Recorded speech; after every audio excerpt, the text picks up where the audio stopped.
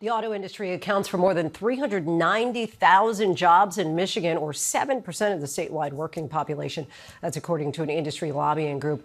And so for a take on what President Trump's tariffs will mean for people there, we're joined by Democratic Congressman Shri Thanedar, who represents Detroit. Congressman, thank you so much for talking with us. I'm sure many of the people you represent work in the auto industry. What are you hearing from them?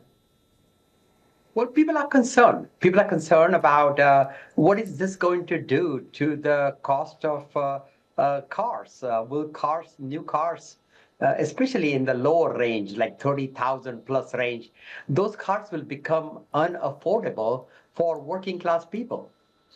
The United Auto Workers Union, which endorsed Vice President Kamala Harris in the election, is praising Trump's tariffs, saying, "We applaud the Trump administration for stepping up to end the free trade disaster that has devastated working class communities for decades.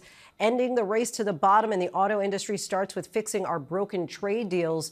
Do you agree?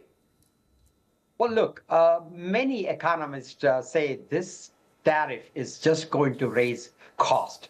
It's going to raise cost of cars by an average of $6,000 to $10,000. Now, when the price of affordable cars go up, people are not going to buy as many cars. More people are going to buy used cars or going to keep their existing cars. That will lower the sales, it will lower the profits, and ultimately it will end up American workers would lose their jobs. We may get into a recession because as cost of automobile goes up, people are going to stop spending money on large ticket item goods. And that's going to affect all of our economy. So this is in the long run not good for the workers.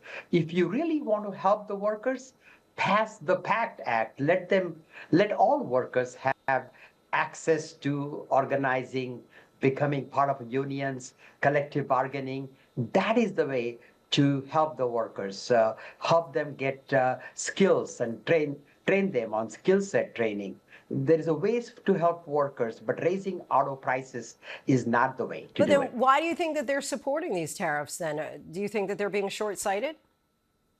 Well, sometimes people, in a way, think that these increased prices, the tariffs, because, even cars made in America, these cars go back and forth because there are parts that are still bulk. Many of the parts, American-made cars, are actually come from outside of the United States. Now, these will have tariffs. And the assumption that the auto companies will pay for these tariffs out of their own profits, it will not happen. The auto companies simply, American auto companies, will simply pass on this added cost to the consumer. Now, the people who buy these cars in the 30,000 range are everyday working class American families. Now, these families will not be able to afford these cars when they have to shell out another $5,000. Their monthly premiums will go up, their insurance cost will go up, and it will end up being lowering the sales of automobile all across America, and that's going to hurt. And many economists have said that these tariffs are not helping American consumers, and ultimately this will end up hurting American auto workers. Really appreciate your time, Representative Shri Thanedar. Thank you. Thank you.